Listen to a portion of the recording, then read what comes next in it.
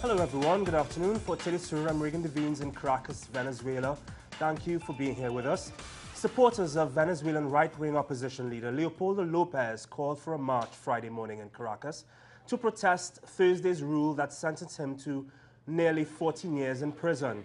Lopez was found guilty of inciting violence in February of 2014 that led to the deaths of 43 people on both sides of the political divide. He was also found guilty of criminal association, and his defense lawyers said that they would appeal the sentence. The ruling was celebrated by grassroots organizations who view Lopez as a dangerous conspirator. Protesters supporting both him and the government gathered near the court to hear the verdict. The opposition lies. Their discourse is always about them carrying out peaceful marches when that is not true. So I show you this. What is this? Someone pointing a rifle. Is this peaceful, Mr. Leopoldo Lopez? You should pay for this, and for the 43 victims. We will continue fighting so that these regrettable events of last year are fully punished. And some right-wing opposition demonstrators resorted to violence on Thursday night. They attacked pro-government protesters and supporters. Various people were injured and a man died of a heart attack after observing the erupting violence. More protests are expected in the following hours. The opposition was surprised, announcing injuries at a protest that had not yet taken place. And for more on this case, we've got Lucas Kerner with us now. He's a journalist living in Venezuela. Lucas, are you there? Sure. Thank you so much for joining us, Lucas. Now, let's go back a bit for some context. Can you tell us exactly Leopoldo Lopez's role in 2014 that incited the violence? Yeah, and I think it's important to go back not just to 2014 but to 2002. That Leopoldo Lopez was the former mayor of the wealthy Caracas municipality of Chacao, where in 2002 he played an active role in the coup, the U.S.-sponsored coup against then President Hugo Chavez, actually kidnapping the interior minister in a completely illegal fashion. So his undemocratic roots go very deep, and he comes from a oligarchic family, but through his mother he's related to the Mendoza, who control the Polar company, which is the largest in Venezuela, one of the largest. So clearly he is very well connected to transnational U.S. elites and transnational networks. And in 2014, he played a particular role in the coup when he actually basically he led protests calling with the hashtag La Salida, the exit, which referring to the ouster, effectively the exit of the democratically elected president Nicolas Maduro. And this led to, on 12th of February 2014, violent clashes in which opposition supporters came out to the streets close to the public prosecutor's office and attempted to burn buildings, public facilities, vehicles, etc., leading to the deaths of four individuals, two of them opposition supporters, at least one of them a Chavista, grassroots Chavista militant. And over the several months that preceded this call for La Salida resulted in, was taken by youth, right-wing youth throughout the country and other supporters to build barricades in many cities throughout the country that were maintained, leading to the killing of security personnel, passerby, in these instances, as well as preventing ambulances from passing, which caused the death of more people through kind of indirect consequences. All in all, 43 people died as a result of this. I mean, if you can imagine that in the United States, the mayor of Reston, Virginia, called for violent protests in Washington, D.C. and cities throughout the country, and this led to, called for the ouster of President Barack Obama. What would happen then? Would this be tolerated in the United States? I would dare say that Lopez probably would not be alive today in the United States if he were a politician doing the same thing there. I tend to agree with you there. Now, he's well known. He has a history for inciting violence. Now, the court sentenced him to 13 years and 9 months in prison. And while the hearing was taking place yesterday, reports are that protests turned violent. There are more protests planned for today. Do you expect more violence today as well? I think that it's important to note that the Lopez does not have very much support. He does not have widespread support within Venezuela. He only has the support of a fraction of the opposition, and as is indicated in his recent protests he called for in May, during his alleged hunger strike.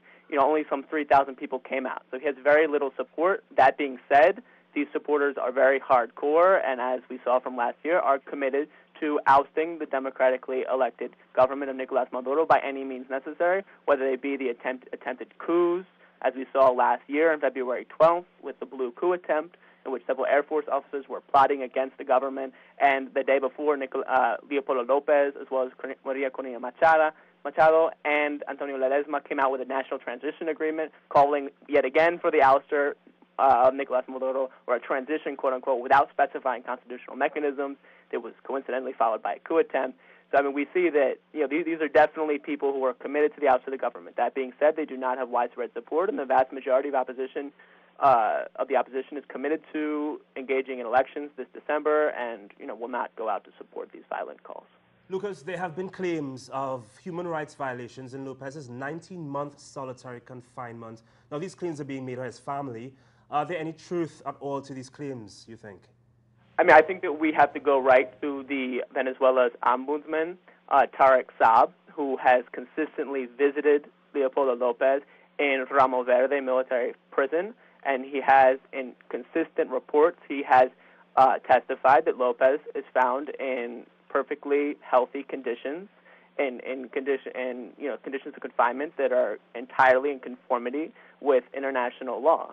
So I think that we have to look at the people on the ground, and if the Defensoria, the public defender, the ombudsman, who is basically responsible for protecting the rights of all people in Venezuela, testifies to the protection of Lopez's rights, I think we need to take heed of that. Obviously, the U.S. State Department, Roberto Jackson, Amnesty International, Human Rights Watch have all issued statements, but we have to always wonder, where do their interests lie, and especially considering the interests of the donors of these NGOs, as well as the interests of the U.S. State Department, which always is eager to distract attention from its own rampant human rights abuses, which we see in countless scenes of war and drone strikes or mass deportations, etc. Great point, Lucas. We have to ascertain where the interests lie. Thank you so much for the reporting. Hopefully we can touch base with you sometime in the future with another update. Thanks, Lucas. Thank you so much for having me.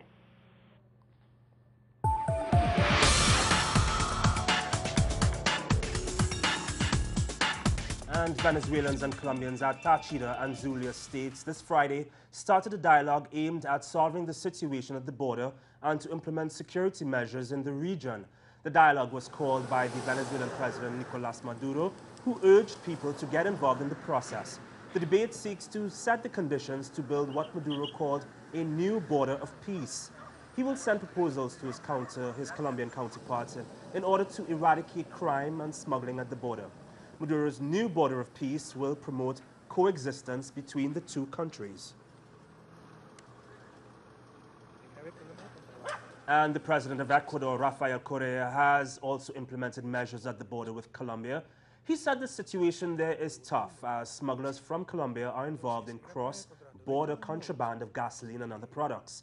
Correa cited the Colombian currency devaluation as one of the main reasons for the smuggling increase along the border. He said his government was taking specific measures to fight smuggling and to improve the economic situation at border cities. Smuggling is a serious problem at the border with Colombia. We are taking steps to control this situation. Another serious issue is the contraband of imports such as televisions from Colombia. They are not charging taxes to these products upon entry to Ecuador. I don't know where the tax was not being charged, but it will be from now on as to recover dynamism and competitiveness at the border and to protect domestic production. Meanwhile, in Bogota, the party of former President Álvaro Uribe has started its campaign for the council with big billboards against Maduro. The mayoral candidate is Francisco Pacho Santos, President Juan Manuel Santos' cousin and former vice president with Uribe. Colombian economists and senators are raising concerns regarding the future of the already weakened national economy. That as the country's currency devalued by 60% compared to last year, placing it among the world's highest currency devaluations. Our correspondent Natalia Margarita has more from Bogota. The increasing devaluation of Colombian peso has been presented by the government as an opportunity to strengthen exports. Those working on the land, however, see it differently. The state abandonment have left them with no chance of competing in international markets. Now a rising dollar seems just to be worsening their situation. The high price of the dollar has increased the cost of imported inputs and raw materials, raising our production costs. Consequently, the basic food basket prices are also increasing, affecting the families and consumers. For some senators, what is unfolding is the failure of Colombia's economic model, a model that has exclusively prioritized foreign investment and has been progressively replacing national production with disproportionate imports. Our agriculture and industry is extremely deteriorated, meaning we do not have any export supply. We will have to build it, and to do so requires to import machinery under nowadays pricey dollar, but also as they have destroyed the country's capability to produce raw materials. Whatever we attempt to produce, we will have to import the raw material. Last year, Colombia's imports reached $64,000 million. Now, with the drop in international oil prices, economists say Colombia simply don't have enough dollars to pay for its imports, not to mention an external debt of $106,000 million. Just 1 year ago, in order to comply with both liabilities, the external debt and the foreign capitals invested in the country, we needed to have per dollar owed 1,800 Colombian pesos. Now we need to have more than 3,000 Colombian pesos per dollar, meaning the cost in pesos of our external debt and liabilities has increased more than 60% in the last year. Colombia's external debt is 32% of the country's GDP, and that, together with the foreign capital investments that eventually will leave the country, will be equivalent to 70% of the GDP, meaning no good news for the national economy, at least in the near future. Natalia Margarita, Telesur, Bogotá. The Cuba-United States bilateral commissioner meeting for the first time this Friday in Havana. This one day after the fifth round of talks started Thursday between the island and the European Union. Thursday's meeting was focused on reaching a new political agreement to replace the unilateral policy imposed by the Europeans 19 years ago. Known as the Common Position, both sides reported that 2 of the 3 pillars of a deal on trade and cooperation were basically finished. Cuba and the EU agreed in March to speed the pace of talks to reach the basics of a deal by the end of this year. But both sides backed off that goal on Thursday. The next round is scheduled for the second half of November in Brussels. The Panamanian President Juan Carlos Varela is also in Cuba, where he and his counterpart Raul Castro signed an agreement Thursday to exchange security information for the prevention of irregular migration, smuggling and trafficking. The 2 countries agreed to hold a workshop in October to review the operational elements, methodology and protocols through which to develop the system. Other topics on the agenda include trade, tourism, culture, sports and cooperation. Bolivia's President Evo Morales said he is confident in The Hague's International Court of Justice jurisdiction. He also said that he was hopeful it would rule in his country's favor in a centuries-old territory dispute with Chile that would grant the landlocked Bolivia access to the Pacific Ocean. Chile had asked the court to throw out Bolivia's demand, but The Hague will announce its final ruling in the case on September 24th. The court has said that its decision cannot be appealed by either country. Chile says the court has no jurisdiction in the matter, but Morales says otherwise.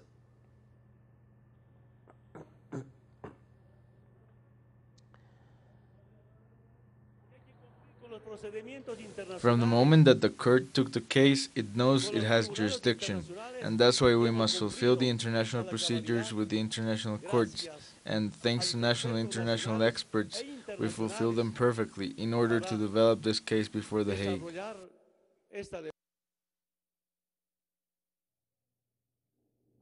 The United Nations General Assembly approved a global set of principles for sovereign debt restructuring, allowing countries to legally confront the pressures brought on by creditors. The resolution was inspired by Argentina's 2001 debt crisis, which drove the country to economic chaos. The resolution prevents creditors from applying abusive measures against governments. The resolution was voted 136 in favor and only 6 countries against. It's a resolution in favor of our economic stability, social peace and development. Today, debt is a cause of violence, of inequality, of situation whereby the powerful take advantage of less developed countries needing funds.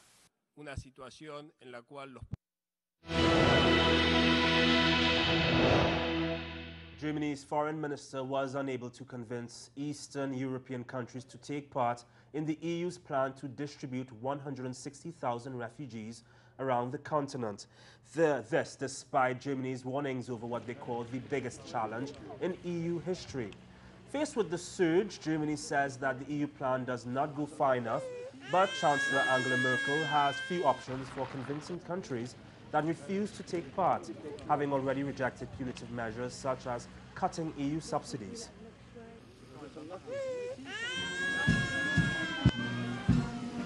And during a press conference in Cyprus, European Union President Donald Tusk said he would call a summit of the 28 EU leaders this month if their ministers fail next week to agree on how to share refugees throughout the bloc.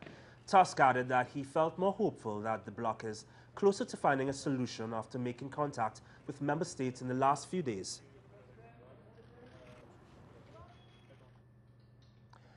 After an online video showed scores of refugees clamoring for food at a reception center, while police in surgical masks threw out packs of sandwiches into the crowd, the UN High Commissioner for Refugees called on countries taking in refugees to treat them in a human way.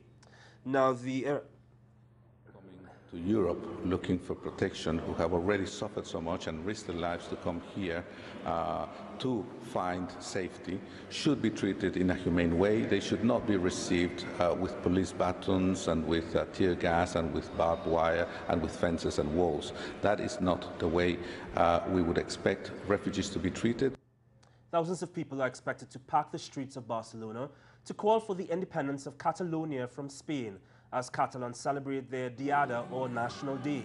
A referendum on independence was not permitted earlier this year by Spanish authorities. After this denial, current Catalonia's president Artur Mas called for snap elections during 2 weeks, and which are seen as a plebiscite. The Palestinian president Mahmoud Abbas has hailed the decision taken by the UN General Assembly to allow Palestine's flag to fly at the United Nations headquarters. He sees it as a very important step towards statehood recognition. The resolution allows the flags of Palestine and the Holy See, both of which have non-member status, to be hoisted alongside those of member states. It was voted by 119 votes in favor, 45 abstentions and 8 votes against. The flag is expected to be hoisted ahead of a September 30th visit by Abbas to address the UN General Assembly. The status of Palestine was upgraded to that of non-member observer back in 2012. Palestinians have also received the news of joy. Noor Harazin filed this report. This morning, the Palestinian people received some happy news here in the Gaza Strip, in the West Bank, and Palestinian territories, and even in diaspora. Palestinians have been excited to hear this news that the UN has finally agreed to raise the Palestinian state flag in the headquarters of the UN. This comes after over 100 countries voted in favor for raising the Palestinian flags in the UN headquarters. This occasion considered as a historical move in the Palestinian history. In Japan, a second river burst its banks and flooded a vast area of northeast Tokyo, forcing more than 100,000 people to flee. 3 people have been killed and at least 27 have been injured. 23 people are missing. Authorities say that this is the country's worst flooding disaster in more than 60 years.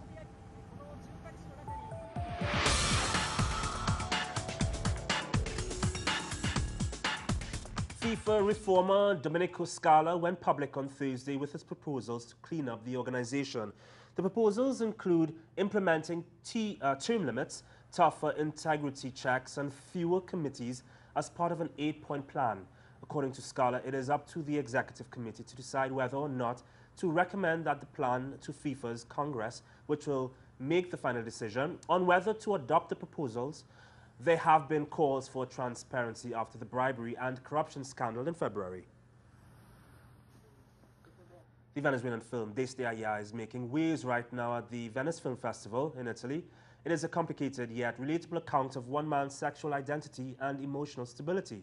The film, directed by Venezuelan director Lorenzo Vigas, shows the middle-aged protagonist approaching young men in the streets and offering them money to simply strip naked in his apartment.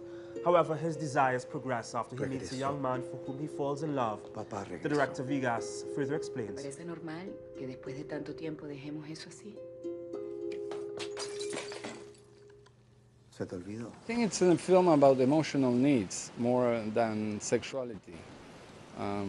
Something happened in Armando's life that makes him do what he does. Just watch. He doesn't touch. He just like to watch. And Elder, the younger character, hasn't had a father in his life. So it's more about emotional needs than about sexuality. And then it becomes something else. Then the story drives them to something else. But at the beginning, it's about emotional needs. For more on these and other stories, please visit our website, telesurtv.net/English. We end this afternoon's broadcast with more from the Venezuelan film Desde Allá. For Telesur English, I'm Regan Devines. We'll have another major newscast for you this evening. Have a great day.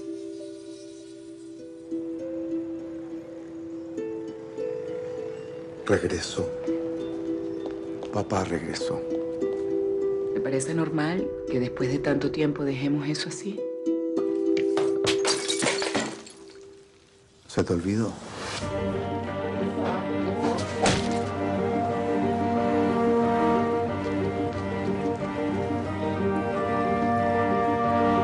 ¿Qué es lo tuyo? Voltéate y quítate la franja.